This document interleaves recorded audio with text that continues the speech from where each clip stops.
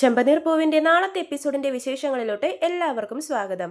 അപ്പോൾ സച്ചിയും രേവതിയും കൂടി ശരത്തിന്റെ കോളേജിലോട്ട് പോയിരിക്കുവാണല്ലോ പ്രിൻസിപ്പളിനെ കണ്ട് സംസാരിക്കാൻ വേണ്ടിയിട്ട്. പക്ഷെ അദ്ദേഹം ആണെങ്കിൽ ഇവർക്ക് മുഖം കൊടുക്കുക പോലും ചെയ്യുന്നില്ല, മൈൻഡ് ചെയ്യാതെ പോകുവാണ്. അപ്പോൾ അവിടുത്തെ ഹെൽപ്പർ പ്യൂണ് പറയുന്നുണ്ട്, നിങ്ങൾ അയാളോട് കേൺ അപേക്ഷിച്ചാലും ശരി, അദ്ദേഹം എടുത്ത ഒരു തീരുമാനം മാറ്റാൻ പോകുന്നില്ല എന്ന് പറയുമ്പോൾ സച്ചി പറയുന്നുണ്ട്, ഒരു മനുഷ്യൻ ഇങ്ങനെയൊക്കെ മുരടനായിട്ടിരിക്കാൻ സാധിക്കുമോ എന്ന് പറയുമ്പോഴേക്കും പ്യൂൺ അദ്ദേഹത്തിന്റെ ജീവിതത്തിൽ നടന്ന സംഭവങ്ങളൊക്കെ പറയുവാണ്. പണ്ട് ഇങ്ങനെയൊന്നും അല്ലായിരുന്നു, നല്ല ആളായിരുന്നു, എന്ത് നല്ല സഹായമായിരുന്നോ, ഞങ്ങളോടൊക്കെ ചിരിച്ചും കളിച്ചും ഒക്കെ സംസാരിക്കുന്നുണ്ടായിരുന്നുള്ളൂ. അദ്ദേഹത്തിന് ഒരേ ഒരു മകളായിരുന്നു, നന്നായിട്ട് അവളെ പഠിപ്പിക്കുകയും ചെയ്തു, ഒരു നല്ല പണക്കാരൻ്റെ മോനെ കൊണ്ട് കെട്ടിക്കുകയും ചെയ്തു. പക്ഷെ എന്ത് കാര്യം, അയാൾ ഭയങ്കര കുടിയനായിരുന്നു, അവളെ എപ്പോഴും ഉപദ്രവിക്കുമായിരുന്നു എന്നൊക്കെ പറയുമ്പോഴേക്കും സച്ചി പറയുന്നുണ്ട്, കുടിക്കുന്നത് അത്ര വലിയ തെറ്റൊന്നുമല്ലല്ലോ. കുടിക്കുന്നത് തെറ്റൊന്നുമല്ല, പക്ഷെ ഇയാൾ ഡെയിലി കുടിച്ചു വരും, എന്നിട്ട് നമ്മുടെ സാറിൻ്റെ മോളെ എപ്പോഴും തല്ലലായിരുന്നു, ഭയങ്കരമായിട്ട് ഉപദ്രവിക്കും. ലാസ്റ്റ് കല്യാണം കഴിഞ്ഞ് 3 മാസത്തിൻ്റെ ഉള്ളിൽ തന്നെ അദ്ദേഹത്തിൻ്റെ മകൾ തിരിച്ച് വീട്ടിൽ വന്ന് നിൽക്കാൻ തുടങ്ങി. സ്വന്തം മകളുടെ ജീവിതം തകർന്ന് നിൽക്കുന്നത് കാണുമ്പോൾ ഏതെങ്കിലും അച്ഛനെ സന്തോഷിക്കാൻ പറ്റുമോ? അച്ഛന്മാർക്കും വിഷമം ഉണ്ടാവില്ലേ? ആ ഒരു സങ്കടത്തിൽ, ആ ഒരു ടെൻഷനിൽ അദ്ദേഹത്തിൻ്റെ സ്വഭാവം മൊത്തത്തിൽ തന്നെ മാറുക തന്നെ ചെയ്തു. അതിനു മുമ്പൊക്കെ എന്ത് നല്ല മനുഷ്യനായിരുന്നെന്നോ, മകളുടെ ഭാവി ഓർത്തിട്ടാണ് അദ്ദേഹം ഇങ്ങനെ ആയെന്നൊക്കെ പ്യൂണ് പറയുവാണേ. അപ്പോൾ സച്ചി പറയുന്നുണ്ട്, ഞങ്ങളുടെ പ്രശ്നത്തിനൊരു തീരുമാനം ഉണ്ടാക്കാൻ വന്നപ്പോഴേക്കും അദ്ദേഹത്തിൻ്റെ പ്രശ്നം കേട്ടിട്ട് എനിക്ക് ടെൻഷനായല്ലോ. അപ്പോൾ രേവതി പറയുന്നുണ്ട്, പാവമാണ് അയാൾ, അദ്ദേഹത്തിൻ്റെ മകളുടെ ഭാവി ഇങ്ങനെ ആയതുകൊണ്ടല്ലേ അങ്ങനെ ആയത്, പാവം, എല്ലാം ഈ കുടികാരണമാണെന്നൊക്കെ രേവതി പറയുമ്പോഴേക്കും സച്ചി പറയുന്നുണ്ട്, ഇനി നീ കുടിക്കുന്നത് ഒരു പ്രശ്നമാക്കി പറഞ്ഞ് എൻ്റെ തലയിൽ കെട്ടിവെക്ക് കുറ്റങ്ങളൊക്കെ എന്ന് പറഞ്ഞ് രേവതിയെ ചീത്ത പറയുന്നുണ്ട്. എന്നിട്ട് സച്ചി ചോദിക്കുന്നുണ്ട്, അതെ, ഈ പ്രിൻസിപ്പളിനെ കോളേജിലല്ലാതെ വേറെ ഏത് സ്ഥലത്ത് വെച്ച് കാണാൻ പറ്റുമെന്ന് ചോദിക്കുമ്പോൾ പ്യൂണ് പറയുന്നുണ്ട്, അദ്ദേഹത്തിന് കോളേജ് വിട്ടാ വീട്, വീട് വിട്ടാ കോളേജ്, അത്രയേ ഉള്ളൂ, ഒരു ഫംഗ്ഷന് പോലും പോകാറില്ല. രാവിലെ മോള് കൊണ്ടുവന്ന് കോളേജിൽ ഡ്രോപ്പ് ചെയ്യും, വൈകിട്ട് അദ്ദേഹം നടന്നാ വീട്ടിലോട്ട് പോവാറ്. അപ്പോൾ രേവതി പറയും, വൈകിട്ട് നടന്ന് വീട്ടിലോട്ട് പോവോ? വീട് ഇവിടെ 2 കിലോമീറ്ററിൻ്റെ ഉള്ളിൽ തന്നെയാണ്, ഒരു വാക്കിങ്ങും ആകുമല്ലോ, അതുകൊണ്ട് സാറ് നടന്നു പോകും എന്നൊക്കെ പറയുമ്പോഴേക്കും സച്ചി പറയുന്നുണ്ട്, ഓ, അപ്പോൾ കോളേജ് വിട്ട് കഴിയുന്ന സമയമാകുമ്പോൾ സാറ് നടന്ന് വീട്ടിലോട്ട് പോകും അല്ലേ? അപ്പോൾ പ്യൂണ അതേന്ന് പറയുന്നുണ്ട്. അപ്പോൾ സച്ചി ഇങ്ങനെ ആലോചിച്ച് നിൽക്കുമ്പോഴേക്കും രേവതി ചോദിക്കുന്നുണ്ട്, എന്താ സച്ചിയേട്ടാ, എന്താ ഈ ആലോചിക്കുന്നതെന്ന് ചോദിക്കുവാണ്. ശരത്തിനെ ബാക്കി ഇനി കോളേജിൽ വിടാൻ വേണ്ടിയിട്ട് എനിക്കൊരു ഐഡിയ തോന്നുന്നുണ്ടെന്ന് പറയുവാണ്. എന്താന്ന് ചോദിക്കുമ്പോഴേക്കും സച്ചി പറയാമെന്ന് പറഞ്ഞിട്ട് അവിടെ നിന്ന് പോകുവാണേ. പോകുന്നതിന് മുമ്പ് സച്ചി പ്യൂണിൻ്റോട് പ്രിൻസിപ്പൾ നടന്നു പോകുന്ന വഴിയെ പറ്റിയൊക്കെ ചോദിക്കുന്നുണ്ട്. അപ്പോൾ വഴിയൊക്കെ ഡീറ്റെയിൽസ് ആയിട്ട് പറഞ്ഞു കൊടുക്കുന്നുണ്ട്. സച്ചി അദ്ദേഹത്തിന് കുറച്ച് കാശും കൊടുക്കുന്നുണ്ട്. ഇരിക്കട്ടെ, ഞങ്ങൾക്ക് ഇത്രയൊക്കെ ഡീറ്റെയിൽസ് പറഞ്ഞു തന്നില്ലേ എന്ന് ചോദിക്കുമ്പോഴേക്കും അയാൾ മേടിക്കുന്നുമില്ലേ, പക്ഷേ സച്ചി നിർബന്ധിച്ചൊക്കെ കൊടുത്തിട്ട് അവിടെ നിന്ന് പോകുവാണ്. രേവതി വീണ്ടും എന്താ ആലോചിക്കുന്നതെന്ന് ചോദിക്കുമ്പോഴേക്കും സച്ചി പറയുന്നുണ്ട്, എനിക്ക് ഈ പ്യൂണിനോട് കണ്ട് സംസാരിച്ചപ്പോഴേക്കും ഒരു വഴി തോന്നുന്നുണ്ട്, എന്തെങ്കിലും നമുക്ക് മുന്നിൽ തെളിഞ്ഞു കിട്ടുമല്ലോ രേവതി, അതുപോലൊരു വഴി. അപ്പോൾ രേവതി എന്താണെന്ന് ചോദിക്കുമ്പോഴേക്കും എനിക്ക് മുഴുവനായിട്ടും എൻ്റെ പ്ലാൻ റെഡി ആയിട്ടില്ല, അത് മൊത്തത്തിൽ റെഡി ആയിട്ട് ഞാൻ നിന്നോട് പറയാമെന്ന് പറയുവാണ്. രേവതി പറയും, എനിക്ക് ശരത്തിൻ്റെ ഭാവി ഓർത്ത് പേടിയാവുന്ന സച്ചിയേട്ടാന്ന് പറയുമ്പോഴേക്കും, നീ ഇനി അതോർത്ത് ടെൻഷനൊന്നും അടിക്കേണ്ട രേവതി, അവൻ കോളേജിലും പോവും, പരീക്ഷ എഴുതുമെന്ന് പറയുവാണേ. പിന്നെ കാണിക്കുന്നത് സുധിയുടെ ഷോപ്പാണ്. ബിസിനസ് ഒന്നും കാര്യമായിട്ട് നന്നായിട്ട് നടക്കാത്തതുകൊണ്ട് സുധി ഭയങ്കര ടെൻഷനിൽ ഇങ്ങനെ ഇരിക്കുവാണ്.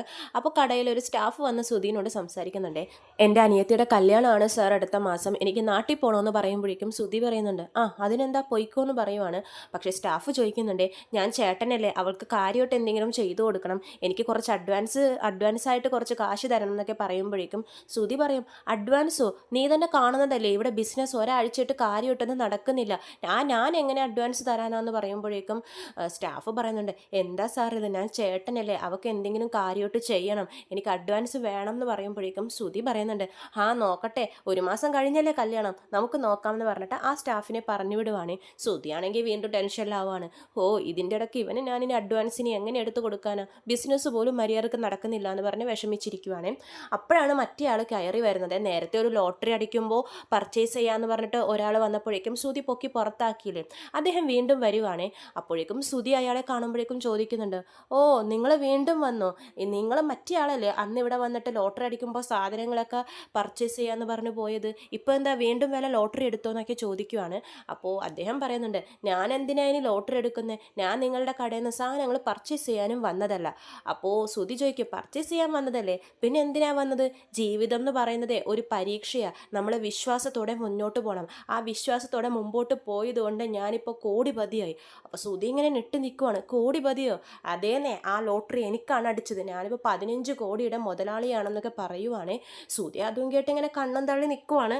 ഇതെങ്ങനെ സാറെന്ന് സുധി ചോദിക്കുമ്പോഴേക്കും അയാൾ പറയുന്നുണ്ട്, എല്ലാം ഒരു വിശ്വാസം. ജ്യോത്സ്യം പറഞ്ഞത് ഞാൻ വിശ്വസിച്ചു, ആ വിശ്വാസത്തോടെ മുമ്പോട്ട് പോയി, അങ്ങനെ ഞാൻ എൻ്റെ ജീവിതത്തിൽ വിജയിച്ചു എന്നൊക്കെ പറയുവാണ്. അപ്പോൾ സുധി പറയും, ഓ ശരിയാണ് സാർ, ഞാനും അത് മനസ്സിലാക്കേണ്ടതായിരുന്നു. സാറിനിപ്പോൾ എന്താ നോക്കേണ്ടത്, വാ നമുക്ക് സാധനങ്ങളൊക്കെ പർച്ചേസ് ചെയ്യാമെന്ന് പറയുമ്പോഴേക്കും അയാൾ പറയുന്നുണ്ട്, പിന്നെ ഇതൊരു കടയാണോ, എനിക്ക് നിങ്ങളുടെ കടയിലെ സാധനങ്ങളൊന്നും വേണ്ടാന്ന് പറയുവാണ്. അപ്പോൾ സുധി പറയും, അതെന്താ സാർ വേണ്ടാത്തേ, നിങ്ങൾ അന്ന് എന്നെ ഇവിടെ നിന്ന് എങ്ങനെ അപമാനിച്ചിട്ടാ വിട്ടത്, എന്നോടന്ന് മര്യാദക്ക് സംസാരിച്ചിരുന്നെങ്കിൽ ഞാൻ ഈ കടയിൽ നിന്ന് ഇപ്പോൾ 20 ലക്ഷം രൂപക്ക് പർച്ചേസ് ചെയ്താനേ, 1 ലക്ഷം രൂപ നിങ്ങൾക്ക് ടിപ്പായിട്ടും തന്നാനേ, പക്ഷേ നിങ്ങൾ എന്നെ അപമാനിച്ചിട്ടാ വിട്ടേന്നൊക്കെ പറയുമ്പോഴേക്കും സുധി പറയുന്നുണ്ട്, സാർ അന്ന് ഞാൻ വേറൊരു ടെൻഷനിലായിരുന്നു, അതുകൊണ്ടാണ്. ഇപ്പം ഞാൻ സാറിന് വേറെ ഒരുപാട് പ്രോഡക്റ്റ്സ് ഉണ്ട്, അതൊക്കെ കാണിച്ചു തരാം, നല്ല രീതിയിൽ തന്നെ ഞാൻ സാറിനോട് പെരുമാറും എന്നൊക്കെ പറയുമ്പോഴേക്കും, ഹേയ് ഇനി അതൊന്നും വേണ്ട, എന്നെ വിശ്വസിച്ച് വേറൊരു കടക്കാരൻ എനിക്ക് എല്ലാ സാധനങ്ങളും തരാമെന്ന് പറഞ്ഞിട്ടുണ്ട്, ഞാൻ ആ കടയിൽ നിന്നേ പർച്ചേസ് ചെയ്യത്തുള്ളൂ എന്നൊക്കെ പറയുവാണ്. അപ്പോൾ സുധി ചോദിക്കും, പിന്നെന്തിനാ ഇങ്ങോട്ടേക്ക് വന്നതിപ്പോൾ, അതോ തന്നെ കണ്ട് ഒരു ഉപദേശം തരാൻ വേണ്ടി വന്നതാന്ന് പറയുവാണേ. അപ്പോൾ സുധി ചോദിക്കും, എന്തുപദേശം, ജീവിതത്തിലെ എല്ലാ കാര്യങ്ങളും നമ്മൾ പോസിറ്റീവായി എടുക്കണം, സാറിനെല്ലാം നെഗറ്റീവായി എടുത്തല്ലേ ശീലം, അന്ന് പോസിറ്റീവായി ചിന്തിച്ചിരുന്നെങ്കിൽ 20 ലക്ഷം രൂപയുടെ കച്ചവടം ഇപ്പം നടന്നാനായിരുന്നു, സാറിന് ഭാഗ്യമില്ല, ഇനിയെങ്കിലും ജീവിതത്തെ പോസിറ്റീവായിട്ട് കാണും, മുന്നോട്ട് പോകും എന്നൊക്കെ പറയുവാണേ. സുധി പറയും, സാറ് വാ ഞാൻ സാധനങ്ങൾ കാണിച്ചു തരാം. ഹേയ്, നല്ല സമയത്ത് മാത്രമല്ല ഒരാളുടെ കൂടെ നിൽക്കേണ്ടത്, അയാളുടെ ചീത്ത സമയത്തും കൂടെ നിൽക്കണം, എനിക്ക് നിങ്ങളുടെ കടയിൽ നിന്ന് ഒരു സാധനങ്ങളും വേണ്ടാന്ന് വീണ്ടും പറയുവാണ്. സുധി പറയും, ഇപ്പം പിന്നെ എന്തിനാ ഇങ്ങോട്ടേക്ക് വന്നത്, എന്നിങ്ങനെ ഇട്ട് വെറുപ്പിക്കാനോ, ഹാ നിങ്ങളും നിങ്ങളുടെ ഒരു കടയും, ഈ കടയിൽ ഇനി കച്ചവടം ഒന്നും നടക്കാൻ പോകുന്നില്ല എന്ന് പറഞ്ഞിട്ട് സുധിയെ ദേഷ്യം പിടിപ്പിക്കുവാണ് അയാൾ. സുധി പറയുന്നുണ്ട്, ഇനിയൊരു വാക്ക് താൻ പറഞ്ഞാലേ അതിനെ പിടിച്ച് ഞാൻ പുറത്താക്കും എന്ന് പറയുമ്പോഴേക്കും അയാൾ പറയുന്നുണ്ട്, ഞാനിപ്പോൾ പണ്ടത്തെ പോലെയൊന്നുമല്ല, കോടീശ്വരനാ, ആരായാലും എനിക്കെന്താ, സ്റ്റാഫ് ഇങ്ങോട്ടേക്ക് വരൂ, ഇയാളെ പിടിച്ച് പുറത്താക്കും എന്ന് പറയുമ്പോഴേക്കും സ്റ്റാഫ്സൊക്കെ ഓടി വരുന്നുണ്ട്. അപ്പോൾ ഇയാൾ പറയുന്നുണ്ട്, എന്നെ ആരും പിടിച്ച് പുറത്താക്കണ്ട, ഞാൻ തന്നെ പൊക്കോളാം എന്ന് പറഞ്ഞിട്ട് അവിടെ നിന്നും പോകുവാണ്. പക്ഷേ സ്റ്റാഫ് ഇയാളുടെ കൈയൊക്കെ പിടിച്ച് കൊണ്ടുപോവാണ്. അപ്പോഴേക്കും ആനന്ദ് വരുവാണ്. ആനന്ദ് വന്നിട്ട് സുധീനോട് ചോദിക്കുന്നുണ്ട്, എന്താ സുധി, എന്താ പ്രശ്നമെന്ന് ചോദിക്കുമ്പോൾ ഈ പോയ ആ ലോട്ടറി അടിച്ച ആൾ വീണ്ടും വന്നിട്ട് പറയുവാണ്, സാർ ഞാൻ എൻ്റെ ലോട്ടറി അടിക്കും, എനിക്ക് സാധനങ്ങൾ പർച്ചേസ് ചെയ്യണമെന്ന് പറഞ്ഞപ്പോഴേക്കും ഇയാൾ എന്നെ പിടിച്ച് പുറത്താക്കി, ഇന്നെനിക്ക് ലോട്ടറി അടിച്ചു, 20 ലക്ഷം രൂപക്ക് പർച്ചേസ് ചെയ്യാനിരുന്ന ഞാനാ, ഇയാളത് വേണ്ടെന്ന് വെപ്പിച്ചില്ലേ, എന്നെ അപമാനിച്ചില്ലേ, ഇയാളുടെ കട എത്രയും പെട്ടെന്ന് പൂട്ടിപ്പോവും എന്നൊക്കെ പറഞ്ഞിട്ട് വീണ്ടും വീണ്ടും പ്രാഗുവാണ്. അപ്പോൾ സുധി പറയും, നിങ്ങളോടല്ലേ ഇയാളെ പിടിച്ച് പുറത്താക്കാൻ പറഞ്ഞത്, കൊണ്ടുപോകുമെന്ന് പറഞ്ഞ് വീണ്ടും പുറത്താക്കുവാണ്.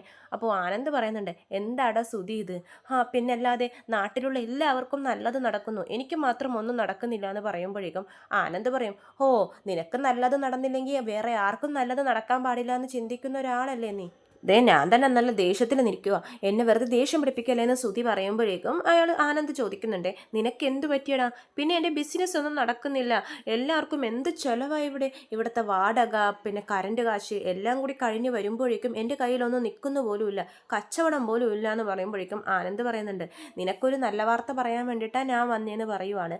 അപ്പോൾ ആനന്ദ് പറയും, എന്ത് വാർത്ത, എൻ്റെ സുഹൃത്തെ ബോംബെയിലെ വലിയൊരു കമ്പനി നടത്തുന്നുണ്ട്, പറയും അതിന് അവനെ പുറത്തൊരു ഇൻ്റർനാഷണൽ കമ്പനിയായിട്ട് ലിങ്ക് ചെയ്യാൻ വേണ്ടി പോവാന്ന് പറയുവാണ്.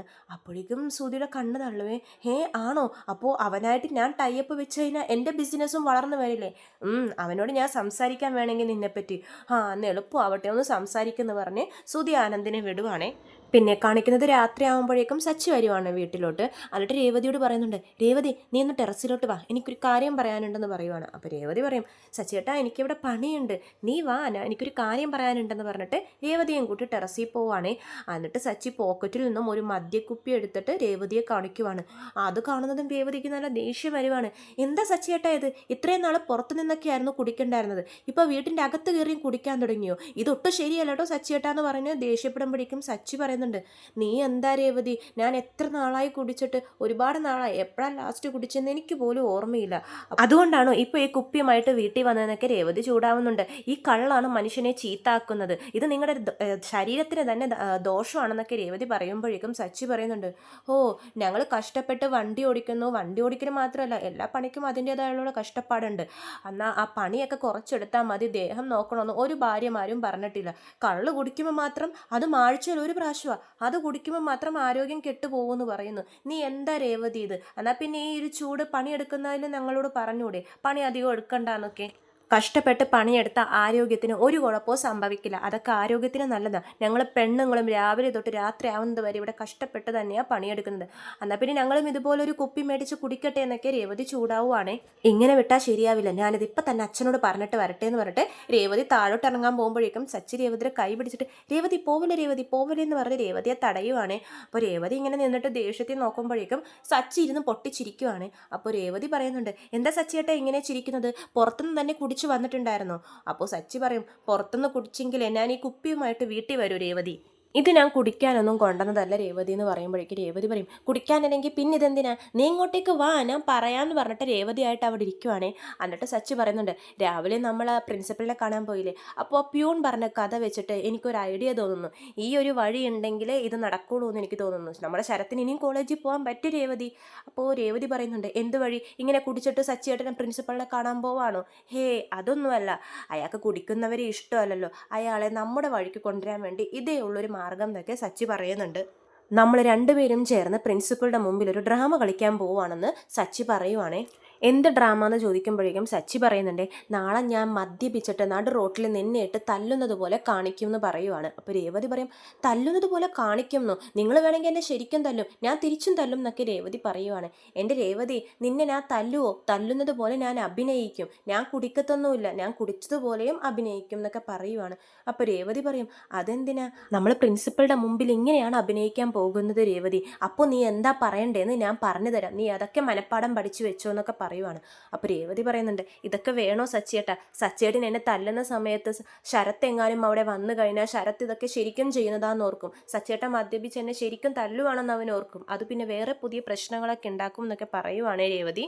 ഞാൻ ശരത്തിനെ വിളിച്ച കാര്യം പറയട്ടെ എന്ന് പറയുമ്പോഴേക്കും സച്ചി പറയുന്നുണ്ട്, നീ അവനോട് വിളിച്ച് അങ്ങോട്ടേക്ക് വരാൻ പറ, പക്ഷേ ഈ കാര്യങ്ങളൊന്നും പറയരുത്, ഇതൊക്കെ അറിഞ്ഞു കഴിഞ്ഞാൽ അവൻ ഓവർ ആക്റ്റ് ആയിട്ട് അഭിനയിക്കും, നമുക്കതല്ല വേണ്ടത്, നാച്ചുറൽ അഭിനയമാണ്. അവൻ ഞാൻ നിന്നെ ശരിക്കും തല്ലുവാണെന്ന് വിചാരിക്കട്ടെ, അപ്പോഴേ അവൻ്റെ ശരിക്കുള്ള റിയാക്ഷനൊക്കെ പുറത്ത് വരുള്ളൂ, ആ ശരിക്കുള്ള അഭിനയമാണ് അവിടെ നമുക്ക് വേണ്ടതെന്നൊക്കെ സച്ചി പറയുവാണേ. ഇത് പ്രിൻസിപ്പൾ കാണും, നിന്റെ സ്വന്തം ചേച്ചിയെ തല്ലുന്നത് കാണുമ്പോഴേക്കും ഏതെങ്കിലും ഒരു അനിയൻ വെറുതെ ഇരിക്കുമോ?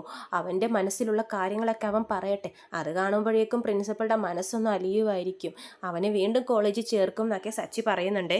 രേവതി പറയുന്നുണ്ട്, ഇതൊന്നും വേണ്ട സച്ചിയേട്ടാ, നമുക്ക് വേറെ എന്തെങ്കിലും വഴി നോക്കാം, നല്ല രീതിയിൽ ഇതൊക്കെ പ്രോബ്ലം സോൾവ് ചെയ്യാമെന്ന് പറയുമ്പോഴേക്കും സച്ചി പറയുന്നുണ്ട്, നല്ല രീതിയിൽ പ്രശ്നം തീർക്കാനല്ലേ നമ്മൾ കോളേജിലോട്ട് പോയത്, പക്ഷെ അയാൾ നമുക്ക് മുഖം പോലും തരുന്നില്ല, അപ്പോൾ ഇതേ ഉള്ളൊരു വഴി എന്ന് പറയുവാണ്. അപ്പോൾ രേവതി പറയും, എന്നാലും ഈ മദ്യപിച്ച് അങ്ങോട്ടേക്ക് പോവാന്നൊക്കെ പറഞ്ഞാൽ, രേവതി ഇത് മദ്യമൊന്നുമല്ല, ഇത് കളറ് ചേർത്ത വെള്ളമാണ്, നമ്മുടെ കള്ള് ഷാപ്പിൽ പോലും ഇപ്പം ഇങ്ങനെയാണ് കൊടുക്കുന്നതെന്നൊക്കെ പറയുമ്പോഴേക്കും രേവതി പറയുന്നുണ്ട്, എന്തായാലും നിങ്ങൾ മേടിച്ച് കുടിക്കുന്നുണ്ടല്ലോ. അപ്പോൾ സച്ചി പറയും, ഇനി അത് പറഞ്ഞ് പ്രശ്നമൊന്നും ഉണ്ടാക്കണ്ട, ഞാൻ നാളെ നീ എന്താ പറയണ്ടേന്നൊക്കെ പഠിപ്പിച്ചു തരാം എന്നൊക്കെ പറഞ്ഞിട്ട് സച്ചി ഡയലോഗൊക്കെ പറഞ്ഞു കൊടുക്കുവാണ് രേവതിക്ക്. പിന്നെ കാണിക്കുന്നത് പിറ്റേ ദിവസം രാവിലെ ഇവരുടെ പ്ലാൻ പ്രകാരം സച്ചി റോട്ടിലിരുന്ന് രേവതിയെ ചീത്ത പറഞ്ഞ് തല്ലുന്നതായിട്ടൊക്കെ അഭിനയിക്കുവാണ്. നാട്ടുകാരൊക്കെ കൂടിയിട്ടുണ്ട്, ഈ പ്രിൻസിപ്പളും നിന്ന് നോക്കുവാണ്, അവരുടെ വഴി നിന്നിട്ടാണല്ലോ ഈ പ്രകടനം.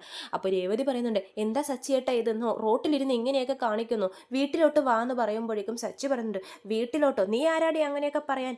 ഞാനാ നിന്റെ ഭർത്താവ്, ഞാൻ പറയുന്നത് നീ കേൾക്കണം, നിന്നെ ഞാൻ തല്ലും ഇടിക്കും എന്നൊക്കെ പറഞ്ഞിട്ട് ഒരുപാട് ഡയലോഗൊക്കെ അടിക്കുന്നുണ്ട്. ശരിക്കും കള്ളുകുടീനെ പോലെ തന്നെയാണ് സച്ചി നിൽക്കുന്നത്.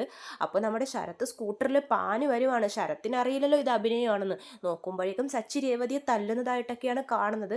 ശരത്ത് ഓടിപ്പോയി സച്ചിയെ പിടിച്ചു മാറ്റുവാണ്. എന്നിട്ട് പറയുന്നുണ്ട്, നിങ്ങൾ നന്നായെന്ന് ഞാൻ ഓർത്തു, നിങ്ങൾക്ക് നാണമില്ല എൻ്റെ ചേച്ചി ഇങ്ങനെ ഇട്ട് അടിക്കാൻ വേണ്ടി, നിങ്ങളൊക്കെ ഒരു ആണാണോ എന്നൊക്കെ പറഞ്ഞ് ശരത്ത് ചീത്ത പറയുന്നുണ്ട്. ഞാൻ ഇനിയും തല്ലും, നീ എന്ത് ചെയ്യൂടെ എന്നെയെന്ന് പറഞ്ഞിട്ട് ശരത്തിനെ എടുത്തിട്ട് എറിയുവാണേ. എറിയുമ്പോഴേക്കും ശരത്ത് പോയി വീഴുന്നത് പ്രിൻസിപ്പളുടെ ദേഹത്തോട്ടാണ്. അപ്പോൾ പ്രിൻസിപ്പൾ ചോദിക്കുന്നുണ്ട്, നീ ശരത്തല്ലേ? ആ സാർ.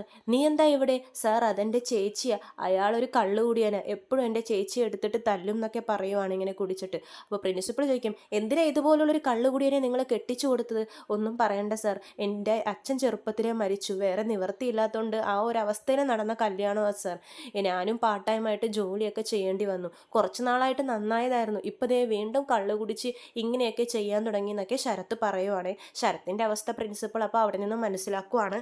നീ സപ്പോർട്ടിനായിട്ട് നിന്റെ അനിയനെ വിളിച്ച് വരുത്തിയതാണോടി? മര്യാദക്ക് നിന്റെ കയ്യിൽ കാശുണ്ടെങ്കിൽ താന്ന് പറഞ്ഞിട്ട് സച്ചി പോക്കറ്റിലുള്ള കള്ള് വീണ്ടും എടുത്ത് കുടിക്കുന്നത് പോലെയൊക്കെ കാണിക്കുവാണേ.